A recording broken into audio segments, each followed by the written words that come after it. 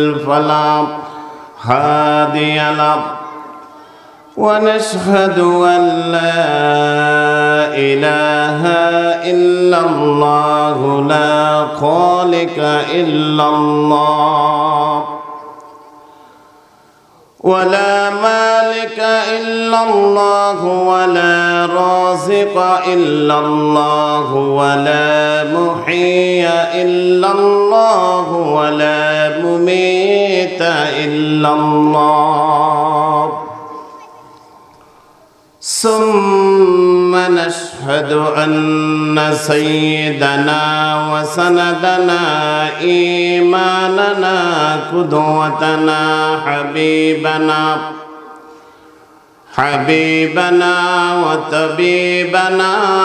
وطبيب الراحنا محمد صلى الله عليه وسلم الذي أرسله بالحق بشيرا ونذيرا وداعيا إلى الله بإذنه وسراجا منيرا فقد قال الله تعالى في كلامه المجيد وفرقانه الحميد أعوذ بالله من الشيطان الرجيم بسم الله الرحمن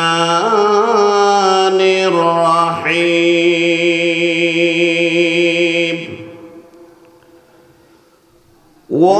وقال الرسول يا رب إن قوم اتخذوا هذا القرآن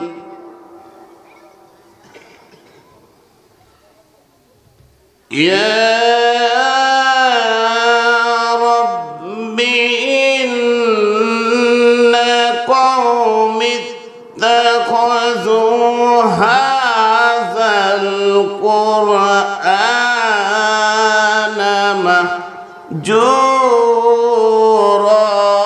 مهجورا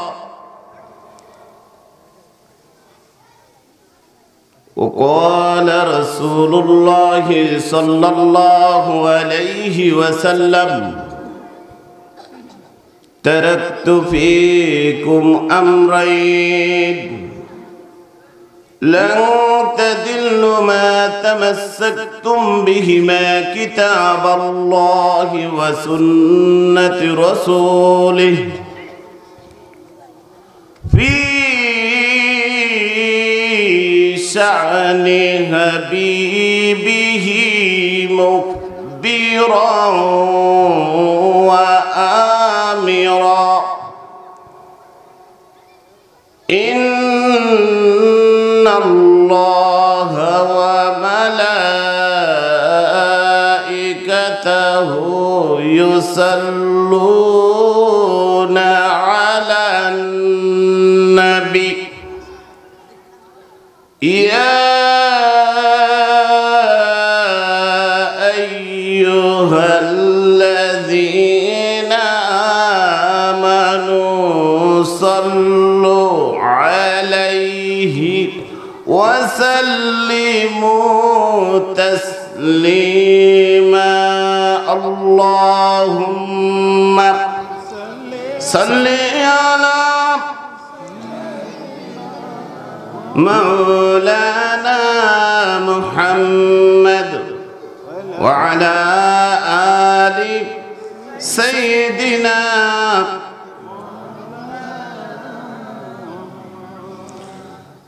তাইফের কথা ভেবে কাঁদে শুধু দুনয়ন এমন দরদি পেতে কাদমানুন খান আল্লাহুম্মা সাল্লি আলা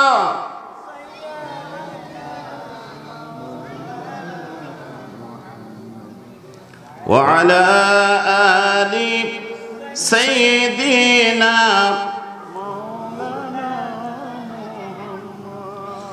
মন আমার কাঁদে রে প্রাণ আমার কাঁদে রে যেতে সোনার মদিনা। কাঁদেনি? হ্যাঁ বলেন। মন আমার কাঁদে রে প্রাণ আমার কাঁদে রে যেতে সোনার মদিনা।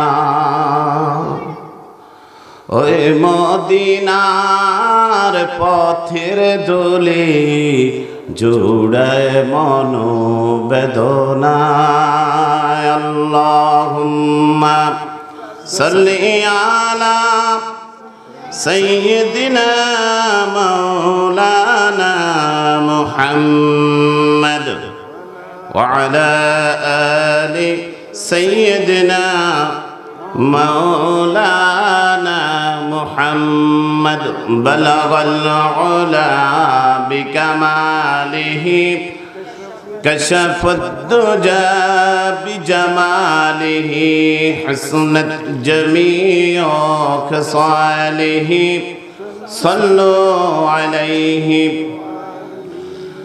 باطل سے دبنے والے आसमा नहीं हम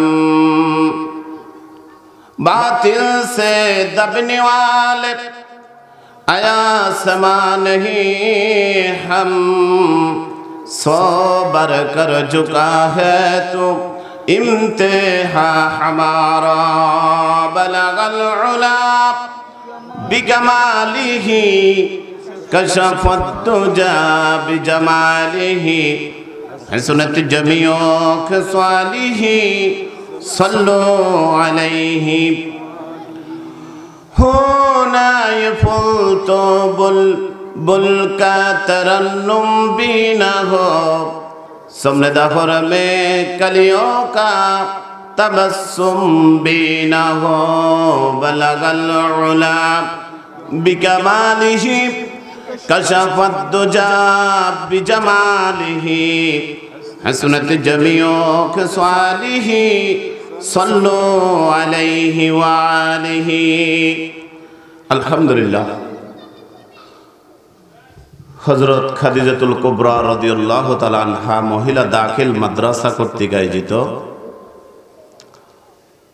ঐতিহাসিক তাফসীরুল কোরআন মাহফিল এর সম্মানিত সভাপতি মাওলানা মোহাম্মদ ইব্রাহিম বুনিয়া, বিদ্যুৎসাহী সদস্য নির্বাহী কমিটি অত্র মাদ্রাসা, প্রধান অতিথি জনাব কাজী কেফায়েতুল্লাহ বিশ্ব সমাজসেবক শিক্ষানুরাগী চট্টগ্রাম, বিশেষ মুফাসসির শ্রদ্ধাভাজন হাজারো আলেমের উস্তাদ, মিরসরাই চট্টগ্রাম জেলার স্বনামধন্য শিক্ষা দ্বীনি শিক্ষা প্রতিষ্ঠান সুফিয়া নুরিয়া ফাজিল মাদ্রাসার সুযোগ্য অধ্যক্ষ মাওলানা মুহাম্মদ রেজাউল হক নিজামী হাফেজাহুল্লাহ তাআলা, প্রধান মুফাসসির হিসেবে আজকের মাহফিলকে ধন্য করবেন যিনি, বাংলাদেশের আলোড়ন সৃষ্টিকারী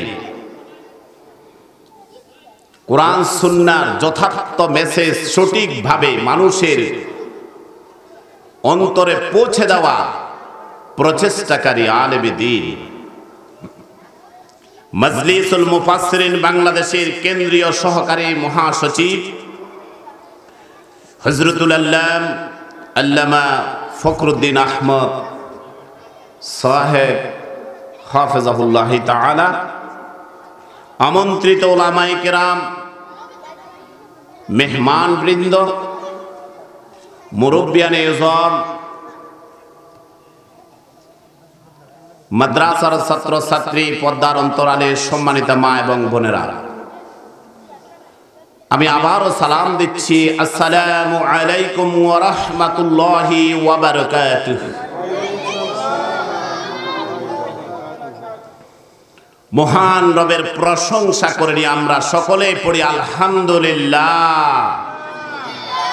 রব্বানা লাকাল হামদ হামদান কাসীরান তাইয়িবান মুবারাকান ফীহি ইয়া রব্বি লাকাল হামদু কামা ইয়ামবাগি লিজালালি ওয়াজহিক ওয়া আযীমি সুলতানিক। আমরা প্রশংসা করলাম কার? প্রশংসা করলে খুশি হন কে? ওই আল্লাহর জন্য আরো একটু জোরে আওয়াজ দিয়ে বলি আলহামদুলিল্লাহ। দুরুদ ও সালাম বিশ্ব মানবতার মুক্তির দিশারি সাইয়্যিদুল মুরসালিন খাতামান নবিয়্যিন রাহমাতুল লিল আলামিন বিশ্ব রাসূল জনাবে মুহাম্মদ রাসূলুল্লাহ সাল্লাল্লাহু আলাইহি ওয়াসাল্লামের রওজা মুবারকের প্রতি আত্মার মাগফিরাত কামনা করছি। সাহাবায়ে কেরাম রিদওয়ানুল্লাহি তাআলা আজমাইন সহ तमाम জমিনের মাটির নিচে যত মুমিন মুমিনাত মুসলিমিন মুসলিমাত, বিশেষ করে আজকে যে জমিনে তাফসীরুল কোরআন মাহফিলের আয়োজন করা হয়েছে, শব্দ সাউন্ড যত দূর পৌঁছাচ্ছে, এই বৃহত্তর মন্দিয়ার যত মানুষ অন্ধকার কবরবাসী হয়ে গেছে, আল্লাহ যেন আজকের এই মাহফিলের সদকায়ে জারিয়ার সওয়াব তাদের সকলের কবরে পৌঁছে দেন বলি আমিন।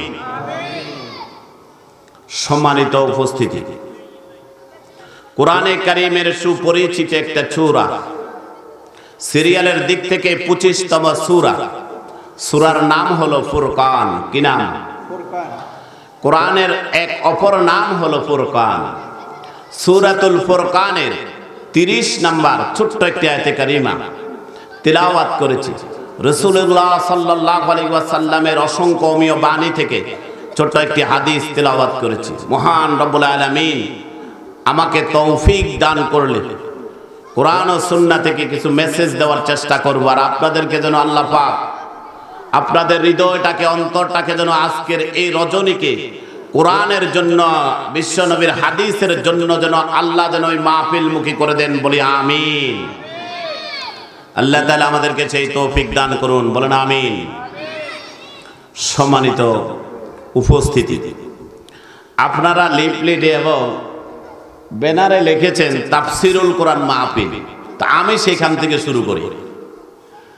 কি আগের দিনে আমরা দেখতাম ইসলামী জলসাগুলো যখন হতো তখন লিখতো ওয়াজ ও দোয়ার মাহফিল, কি বলেন? তাহলে বর্তমানে যে তাফসীরুল কোরআন মাহফিলটা কোথা থেকে আসলো? এটা তো আগে ছিল না। শুনছেন আগে মুরব্বী যারা আসছেন বলতো জলসায় যাইতেছি, ইসলামিক জলসা, যেখানে হবে ওয়াজ মাহফিল। তাফসীর শব্দের মূল অক্ষর আলেম যারা আছেন বুঝবেন আপনারা, ফাসিন র। মুফাসসির বলে তাকে যিনি তাফসীর করতে পারেন। আর এই দেশ সহ গোটা পৃথিবীর 50টির উপরে রাষ্ট্রে ঘুরে ঘুরে যিনি বাংলাদেশের অহংকার সর্বপ্রথম তাফসীর শুরু করেছিলেন, তিনাকে আমরা মুফাসসির বলতে পারি। আমাদের নামের সাথে এই সমস্ত মুফাসসির তুফাসসির এগুলো বেমানান। আপনারা লেখেন কিন্তু এগুলো আমাদের নামের সাথে বেমানান। ফাসিন র, এই মুফাসসিরের ফাসসির শব্দ ফসর, ফাসিন র, ফসর হচ্ছে দি ওপেনিং, খুলে দাও, ওপেন করে দাও। এই কোরআনটা আর কতদিন বন্ধ থাকবে মানুষের ঘরে ঘরে?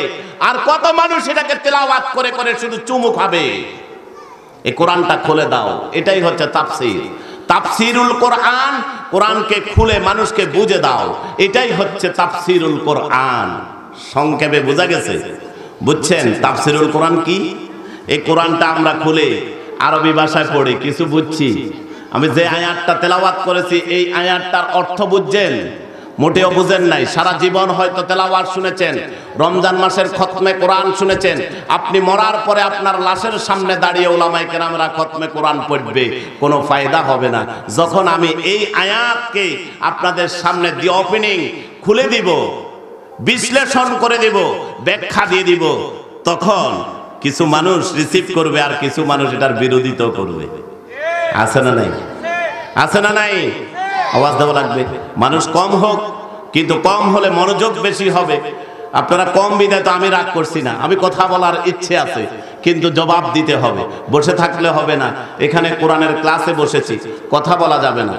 কথা বলা হবে এখান থেকে, সবাই মনোযোগ দিয়ে শুনতে হবে। রাজি আছি? ইনশাআল্লাহ শুরু করব। আল্লাহ রাব্বুল আলামিন 25 নম্বর সূরা সূরাতুল ফুরকান 30 নম্বর আয়াতে ঘোষণা করে দিলেন, আল্লাহ রাব্বুল আলামিন গোটা পৃথিবীর মানব জাতিকে ঘোষণা করে দিলেন,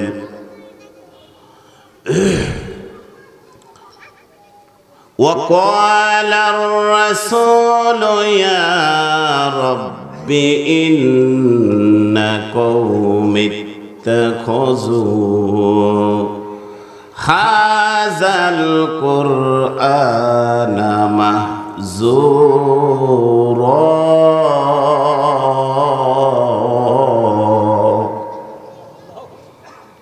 وقال الرسول হে রাসূল, দুনিয়াবাসীকে আপনি জানাইয়া দেন এমন এক বিপদের সংবাদ,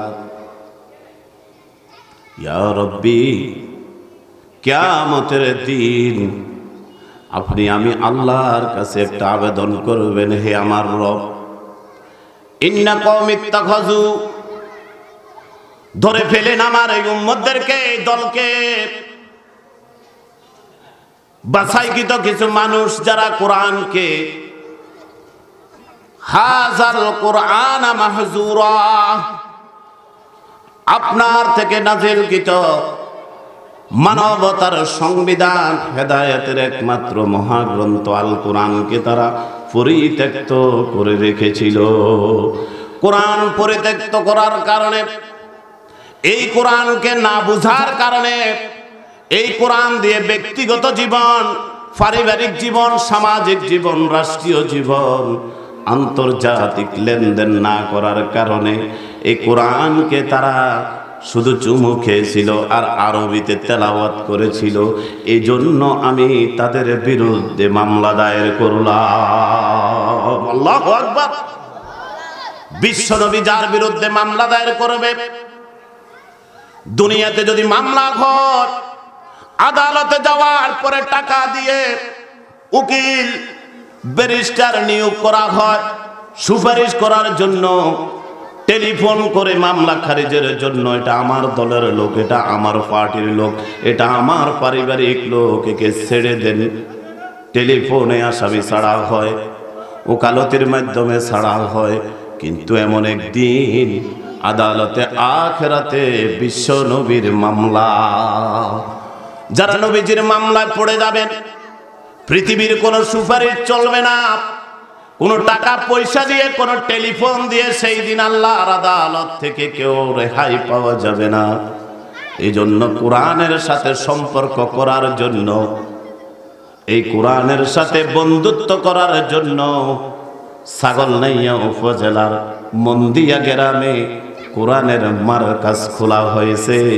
হযরত খাদিজাতুল কুবরা রাদিয়াল্লাহু তাআলা আনহা মাদ্রাসা। মাদ্রাসা কি পড়ায়? কিছুদিন আগেও এই মাদ্রাসার বিরুদ্ধে গভীর ষড়যন্ত্র করা হয়েছিল। শিক্ষা ব্যবস্থার কারিকুলাম পশ্চিমা সংস্কৃতি, ইহুদিদের সংস্কৃতি দিয়ে মাদ্রাসাকে বন্ধ করার একটা গভীর ষড়যন্ত্র করেছিল। আল্লাহ রাব্বুল আলামিন বলেন, জমিনে যারা কোরআনের বিরুদ্ধে, নবীর আদর্শের বিরুদ্ধে ষড়যন্ত্র করবে, ওয়া মাকারু ওয়া মাকারাল্লাহ ওয়াল্লাহু খায়রুল মাকিরিন।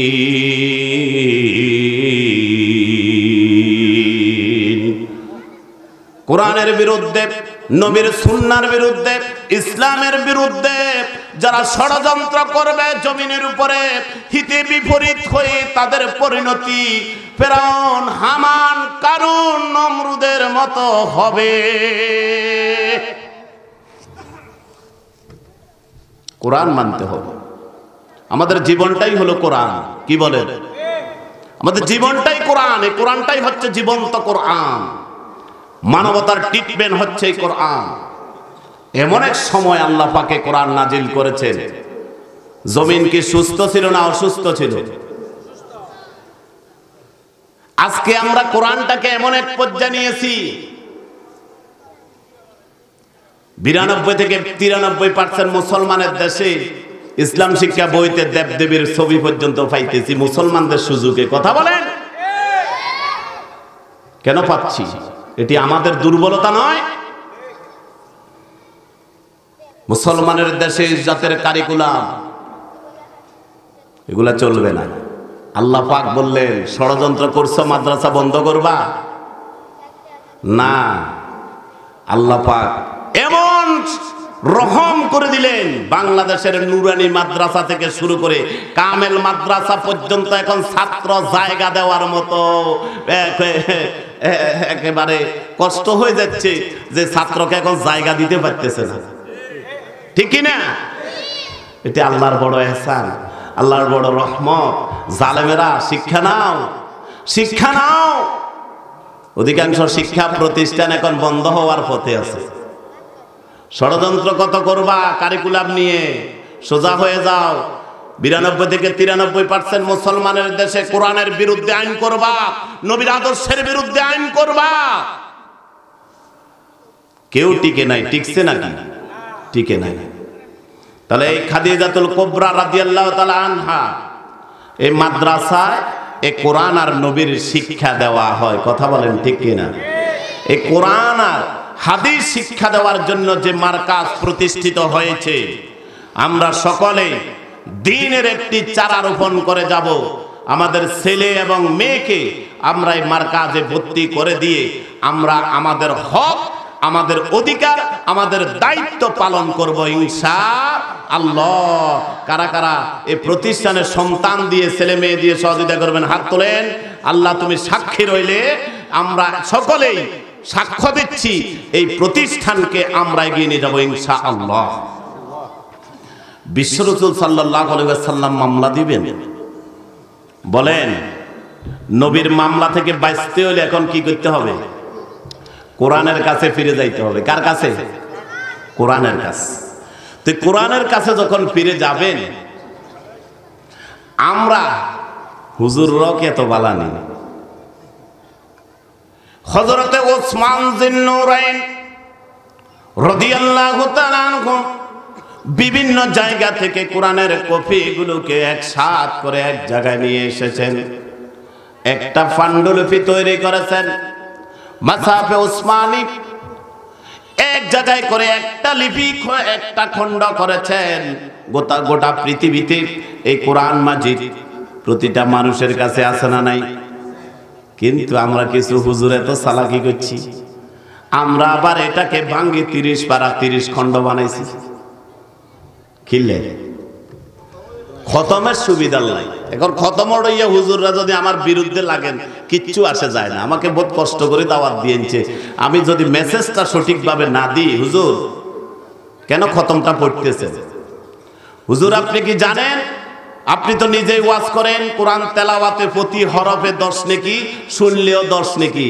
এখন মৃত ব্যক্তি মারা গেছে, আপনার লাশ জমিনের উপরে রাখি, দাফনের ব্যবস্থা না করি, আগে ভাগে খতম চালু করছেন।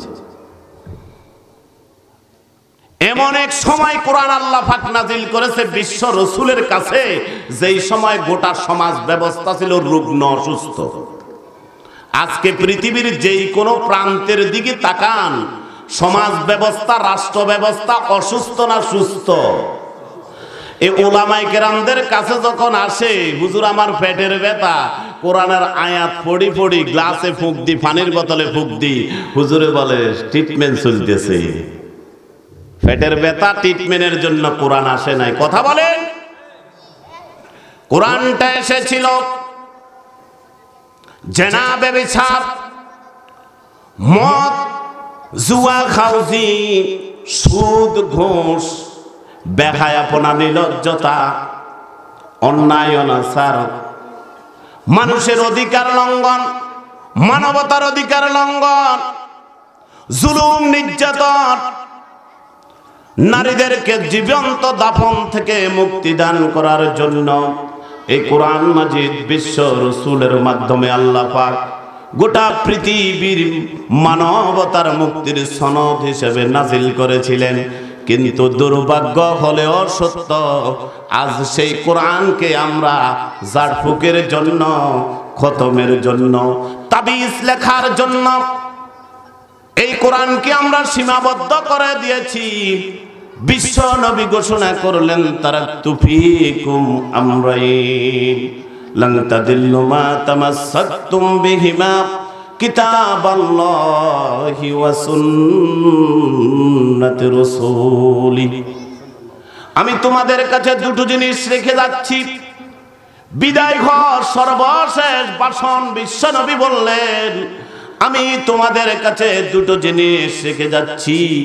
একটা হলো আল্লাহর কোরআন, শাশ্বত জীবন ব্যবস্থা, যেই কোরআন দিয়ে তুমি তোমার ব্যক্তিগত জীবন গঠন করবে, তোমার পারিবারিক জীবন গঠন করবে, সমাজটা বিনির্মাণ করবে, রাষ্ট্রটা সংস্কার করবে, আন্তর্জাতিক এক দেশের সাথে আরেক দেশের লেনদেন, আচার আচরণ, সীমান্ত সবকিছু রক্ষণাবেক্ষণ হবে এই কোরআন দিয়ে। জন্য আমি কোরআন নাজিল করেছি। যারা এবারে কোরআনকে ভিন্ন পথে নিয়ে যায়, যারা কোরআনকে শুধু রমজান মাসে তেলাওয়াতের জন্য সীমাবদ্ধ করে, তেলাওয়াত করে, চুমু খায়, বুকে লাগায়, শোকেজের উপর রেখে দেয়, কোরআন বলে আমাকে পরিত্যক্ত করার কারণে আমি যে জন্য এসেছি ওই কাজটা জমিনে বাস্তবায়ন না করার কারণে আমি কোরআন বিশ্ব নবীর মাধ্যমে আল্লাহর আদালতে মামলা দায়ের করব।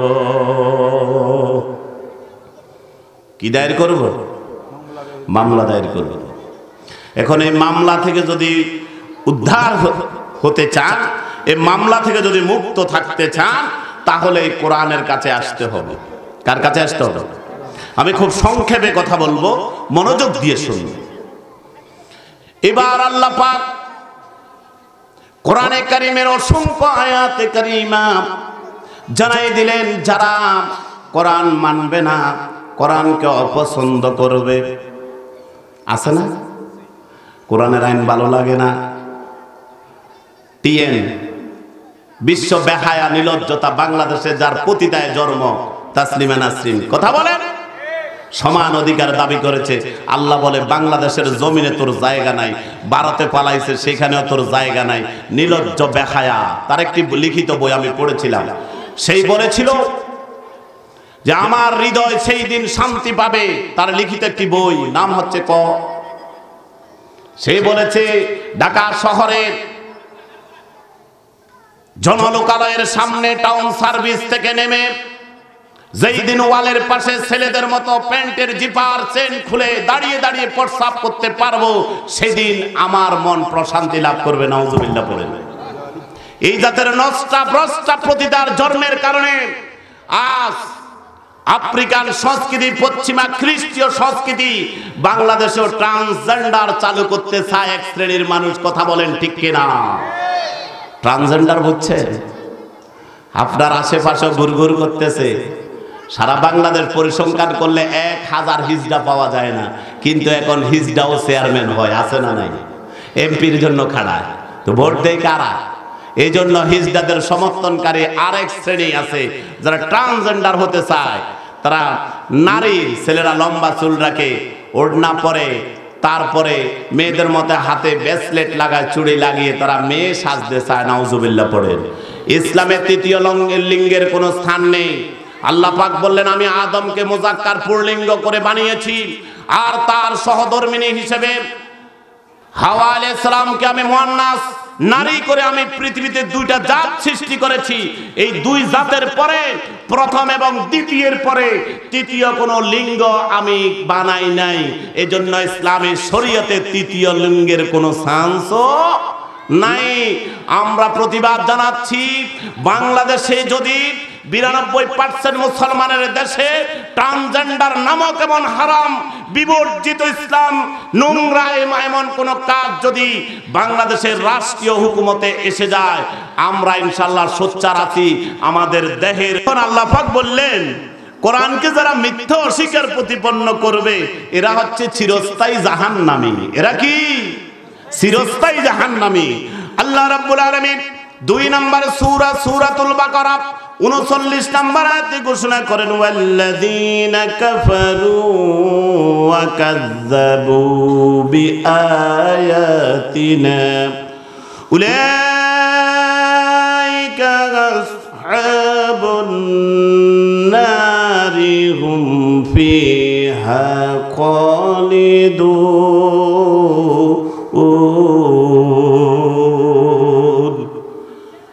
যারা অস্বীকার করবে, মিথ্যা প্রতিপন্ন করবে আল্লাহর পক্ষ থেকে কোন একটি আয়াতে কারিমা আসা কোরআনের কোন আয়াতের উপরে যদি কেউ মিথ্যা প্রতিপন্ন করে অস্বীকার করে, উলাইকা আসহাবুন নার হুম ফিহা খালিদুন। এদের জায়গা হবে, এরা চিরস্থায়ী জাহান্নামের অগ্নিতে প্রবেশ করবে। আপনি হুজুরে ওয়াজ করেন, আপনার সমালোচনা করতে আছেন, না জানি না বুঝি, আপনার জায়গাটা ঠিক করে দিয়েছে আল্লাহ রাব্বুল আলামিন। বললেন আপনি তো এখানে বিরোধিতা করছেন না, আপনি তো শুধু গীবত করতেছেন না, আপনি শুধু হুজুরের বিরুদ্ধে বলছেন না, বরং আপনার জায়গাটা আপনি জাহান্নামে নিজ হাতে কামাই করে নিচ্ছেন। এজন্য হুজুরের ভুল ধরতে হলে, শুক্রবার দিন জুমার নামাজে মসজিদে হুজুরের বিরুদ্ধে কথা বলতে হলে আগে নিজে কোরআন এবং হাদিসের স্কলারশিপ গ্রহণ করেন, তারপরে যায় হুজুরের বিরুদ্ধে কথা কইয়েন। বুঝা যায়নি যে হুজুরদেরকে আল্লাহর রাসূল নায়েবে রাসূল সার্টিফিকেট দিয়ে গেল, ওই হুজুরের আমনে যা তা ব্যবহার করতেছেন, এই ব্যবহারের জবাব কি দেওয়া লাগবে না? এই আলেমগুলা যদি সমাজের জমিনের উপরে না থাকতো, তাহলে আমার আপনার রিজিক মনে হয় বহু আগে আল্লাহ বন্ধ করে দিতেন। আলেমদের কারণে আজ জমিনে রিজিক আল্লাহ পাক দিচ্ছেন, বেশি দেরি দূরে নয়, যদি 2 বছর টানা বা 1 বছর টানা আল্লাহ পাক বৃষ্টিটা বন্ধ করে দেয়, হাহাকার শুরু হবে, জমিনে দুর্ভিক্ষ, এই দল হে দলে রে কাদা ছোড়াছুড়ি করে লাভ হইতো না। খালি শুধু আল্লাহর ইশারায় 1 বছর বৃষ্টি যদি না হয়, জমিন থেকে কিচ্ছু উৎপাদন হবে না। কথা বলেন ঠিক কিনা? কারিশমা সব কার হাতে? আল্লাহর হাতে। এজন্য কোরআনের সাথে সম্পর্ক করেন, কোরআনের বাগান মাদ্রাসার সাথে সম্পর্ক করেন, কোরআনের মার্কাজের সাথে যোগাযোগ রাখেন। এই কোরআনের মার্কাজ হতে পারে আমার আপনার জন্য নাজাতের উসিলা। এই আজকের মাহফিলটা হতে পারে আপনার আমার জন্য নাজাতের উসিলা। এই মাহফিলে 500 টাকা, 1000 টাকা, 10,000 টাকা দিলেন, এই মাহফিলকে দিলেন, মাদ্রাসাকে দিলেন, মসজিদকে দিলেন, এটা হতে পারে আপনার আমার নাজাতের উসিলা। ইনশাআল্লাহ করতে পারবো তো আমরা? আজান কয়টা, নামাজ কয়টা, আমার কয়টা? আর 10 মিনিট ইনশাআল্লাহ আমরা একটু নোট দিই। সম্মানিত হাজরিন, কোরআন না মানার কারণে এগুলো হবে। এবারে কোরআনের কথা বলতে গেলে আমার আপনার জন্য রিস্ক আছে না নাই? এই 2টা রিস্কের কথা বলেই আমি শেষ করে দিচ্ছি। আজান হয়ে যাচ্ছে 35 পর্যন্ত, আমার আর মাত্র 10 মিনিট সময়, তো কম, কথা বলতে হলে তো সময় লাগে, ঠিকই না?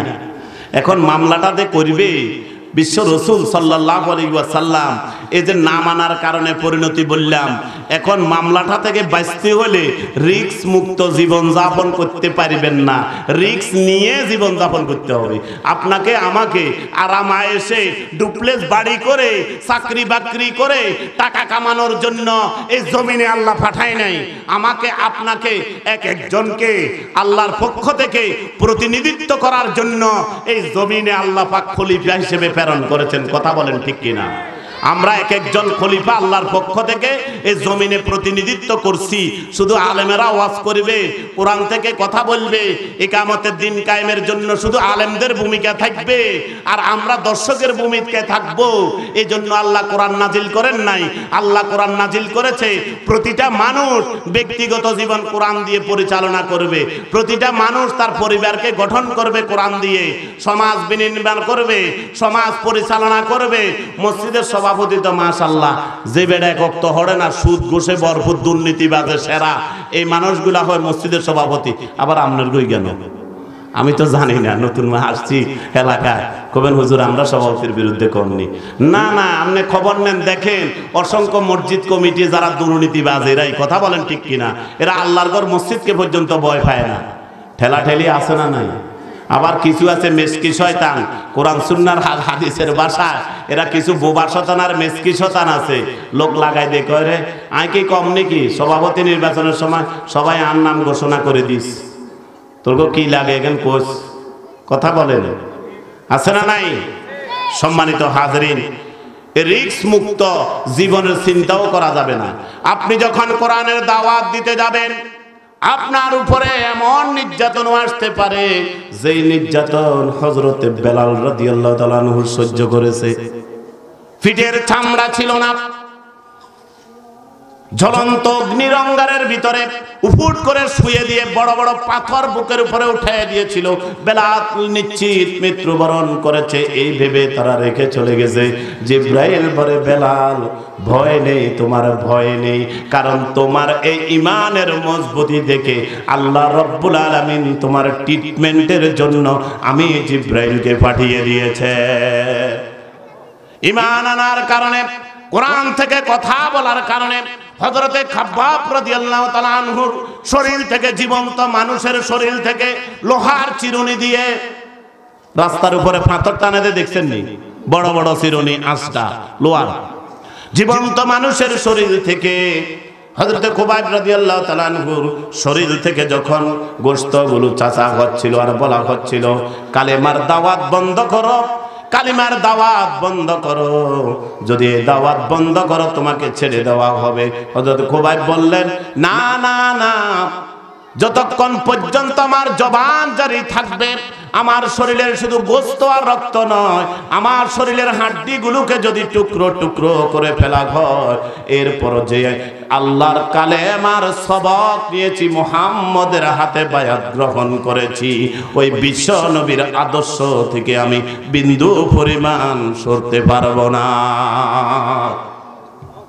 আমার বন্ধুগণ, এই দ্বীনের দাওয়াত দিতে গিয়ে কেউ অস্ত্র উঠিয়ে ইকামতের দিন কায়েম করেন নাই, কোরআনের আইন চালু করতে গিয়ে কোনো অস্ত্র ব্যবহার করেন নাই। আমাদের এই ভারতীয় উপমহাদেশের বাংলাদেশে হযরত শাহজালাল ইয়েমেনি রহমাতুল্লাহ আলাইহি ৩৫৯ জন আউলিয়ায়ে কেরাম, তিনি সহ ৩৬০ সুরমা নদী পাড়ি দিবেন। কোনো লঞ্চ নাই, স্টিমার নাই, নৌকা নাই, কিছুই নাই, যাই ছিল সব কিছু রাজা গোবিন্দ অবরোধ ডেকে দিয়েছে তারা যেন না আসতে পারে।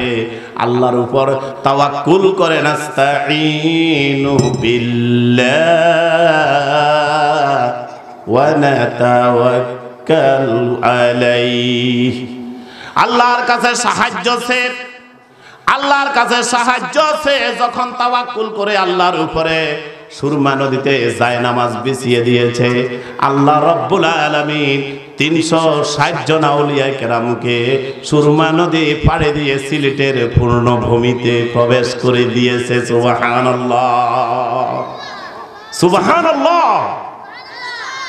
কিচ্ছু লাগে নাই, শুধু আসরের নামাজ আযান দিয়েছে, রাজা গোবিন্দের মসনদ তসনদ হয়ে গেছে। সেই আযান এখন আছে না নাই? সেই আযান মসজিদে হয় কি হয় না? তো সেই আযান দেওয়ার পরে মুসলমান লেপ ছেড়ে, কম্বল ছেড়ে ঘুম থেকে মসজিদে আসতে পারে না। এই ঈমান দিয়ে দিন বিজয় হবে না, এই ঈমান দিয়ে কবরে ছাড় পাওয়া যাবে না, এই ঈমান দিয়ে মুসলমান আল্লাহর জান্নাতও পাবে না। যে ঈমান আপনাকে আযানের ডাকে ঘর থেকে আনতে পারে না, ওই ঈমান আপনাকে কিভাবে জান্নাতে পৌঁছায় দিবে? ওই আযান দিয়ে রাজা গোবিন্দের মসনদ তসনদ করে ফেলেছে।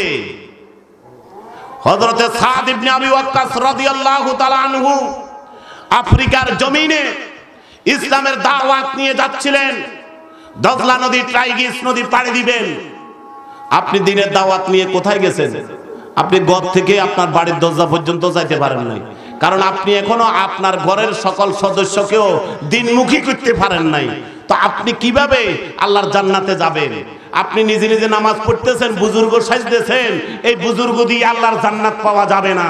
ওয়াল্লাহি আল্লাহর জান্নাত পাইতে হলে আপনাকে এক একজন দায়ীর ভূমিকা অবতীর্ণ হতে হবে,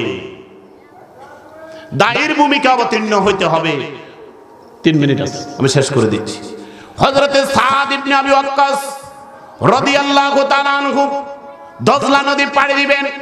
আফ্রিকার দিনের দাওয়াত পৌঁছে দেওয়ার জন্য সাহাবায়ে কেরামদেরকে নিয়ে প্রস্তুতি নিলেন। টাইগ্রিস নদীর পাড়ে গিয়ে তো দেখলেন কোন নৌকা নাই, স্টিমার নাই, লঞ্চ নাই, জাহাজ নাই। কিভাবে পাড়ি দিবেন মহাসমুদ্র? আল্লাহ রাব্বুল আলামিনের আদালতে দরখাস্ত করে দিলেন, নাস্তাঈনু বিল্লাহি ওয়া নাতাওয়াক্কালু আলাইহি হাসবুনাল্লাহ ওয়া নি'মাল ওয়াকিল নি'মাল মাওলা ওয়া নি'মান নাসির। সাহায্য কার কাছে চাইলেন? ভরসা কার উপরে করলেন? এই কথা বলার পরে সাথে সাথে টাইগ্রিস নদীর উপর দিয়ে আল্লাহ রাব্বুল আলামিন এত বিশাল রাস্তা করে দিলেন, পানিকে থামিয়ে দিলেন। সাদ ইবনে আবি ওয়াক্কাস বাহিনী নিয়ে সাহাবীদেরকে নিয়ে পার হয়ে গেলেন। সন্ধ্যা হয়ে গেল, আফ্রিকার জঙ্গলের কিনারে গিয়ে পৌঁছলেন। হিংস্র প্রাণীদের জঙ্গলের কিনারে যখন পৌঁছে গেলেন, সাদ ইবনে আবি ওয়াক্কাস রাদিয়াল্লাহু তাআলা আনহুর সাহাবায়ে কেরামদের দেখার পরে আফ্রিকার কালো মানুষগুলো হাসাহাসি করতে লাগলো। হায় রে, এরা কেমন আহাম্মক মানুষ, আমরা দিনের বেলায়ও এই জঙ্গলের কিনারে যাই না, এরা কারা? আবার কি দিনের দাওয়াত নিয়ে এসেছে? এরা কিভাবে সেখানে অবস্থান করতেছে? সাদ ইবনে আবি ওয়াক্কাস রাদিয়াল্লাহু তাআলা আনহু বললেন, হে বিশ্ব নবীর সাহাবীরা, আমার সঙ্গীরা, মিম্বার বানাও, একটু উঁচু স্থান করে নাও।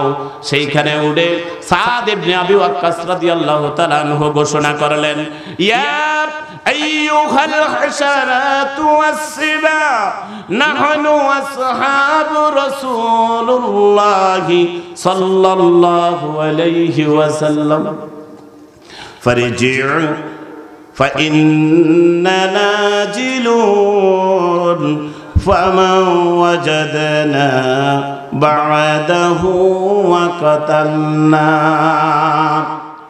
হে আফ্রিকার জঙ্গলের হিংস্র প্রাণীরা, বিশ্বনবীর সাহাবীরা, কোরআনের দাওয়াত নিয়ে, বিশ্বনবীর সুন্নাহর দাওয়াত নিয়ে, কোরআনের মেসেজ নিয়ে আফ্রিকার জমিনে মানুষগুলোকে শোনানোর জন্য, দ্বীনের দাওয়াত দেওয়ার জন্য এসেছে।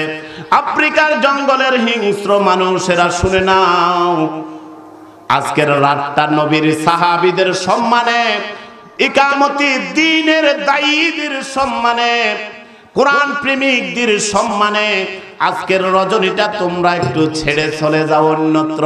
নবীজির সাহাবীরা এই জঙ্গলের কিনারে রাত্র যাপন করবে, এজন্য ছেড়ে দাও। ঘোষণা দিতে দেরি, লক্ষ্য করে দেখলেন আফ্রিকার জঙ্গলের হিংস্র প্রাণীগুলো যার যার কাতারে বাচ্চা এবং ডিমগুলো নিয়ে বিশ্ব নবীর দ্বীনের দায়ীদের সাহাবীদের সম্মানে অন্যত্র চলে গেছে। নবীজির সাহাবীরা নিরাপদে রাত্র যাপন করেছে, অস্ত্র দিয়ে দিন বিজয় করেছে, ঈমান দিয়ে করেছে। এজন্য কোরআনকে ঈমানের শক্তি ধরেন, এই কোরআনের মারকাজের সাথে সম্পর্ক রেখে, এই কোরআনকে বন্ধু বানিয়ে আমরা যদি আল্লাহর কোরআনকে সমাজে, রাষ্ট্রে, পরিবারে যদি কায়েম করে দিতে পারে, ইনশাআল্লাহ এই দেশ হবে হযরতে শাহজালালের যেইভাবে প্রতিষ্ঠিত বাংলা, সেই বাংলাদেশ হবে মুসলমানদের প্রতিষ্ঠিত বাংলাদেশ, যেইখানে থাকবে না সুদ, ঘোর, জেনা, ব্যভিচার, লুটতরাজ, রাহাজানি, নির্যাতন, নিষ্পেষণ, কিচ্ছু থাকবে না। শান্তি আর শান্তিতে ভরপুর হয়ে যাবে। আল্লাহ তাবারক ওয়া তাআলা আমাদেরকে বাংলার জমিনকে ইকামতের দ্বীনের জন্য, কোরআনের জন্য তুমি কবুল করে নাও, বলেন আমিন। আমাদের সকলকে দ্বীনের দায়ী হিসেবে আজকের সকল উপস্থিতিকে যেন আল্লাহ কবুল করেন, বলেন আমিন। ওয়া আখিরু দাওয়ানা আনিল হামদুলিল্লাহি রাব্বিল আলামিন। আসসালামু আলাইকুম ওয়া রাহমাতুল্লাহি ওয়া বারাকাতুহু।